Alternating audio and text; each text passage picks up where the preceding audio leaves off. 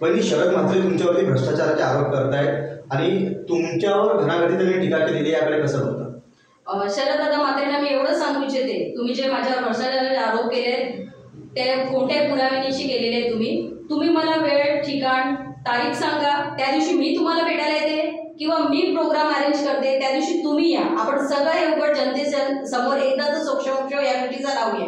कारण तुम्ही प्रत्येक वेळेला प्रसार माध्यमांना बोलताना एवढंच सांगता की वळीताडा सरपंच वळणीगावची ते भ्रष्टाचार. माझा आणि शरददादांना मला बोलायचं आहे की तुम्ही आजपर्यंत ना सरपंच झालात ना नगरसेवक झालात, साधे तुम्ही ग्रामपंचायतीचे सदस्य सुद्धा होऊ शकलेले नाहीये. तुम्ही माझ्यावर आरोप करताय. ज्या पदावर आपण बसतो ना त्याचे काय कार्य असतात हे जेव्हा त्या खुर्चीवर बसतो ना तेव्हा त्या माणसाला कळतात. आणि शरददादा म्हात्रेंच्या खांद्यावर ज्या माणसांनी बंदूक ठेवून हे सगळं करायला लावतात का, तर मला त्यांना एकच सांगावंसं वाटतंय, तुमचे घर काचेचे, माझं घर दगडाचं आहे. ज्या दिवशी मला भाग पाडू नका, ज्या दिवशी मी तो दगड उचलेल ना त्या दिवशी तुमचं घर काचेचं राहणार नाही. माझं घर दगडाचं आहे, तुम्ही 100 दगड माझ्या घरावर मारा, माझं घर तुटणार नाही.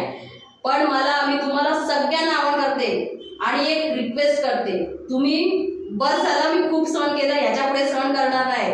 दगड उचलायला मला भाग पाडू नका. ज्या दिवशी दगड उचलेन त्या दिवशी तुमचं घर राहणार नाही.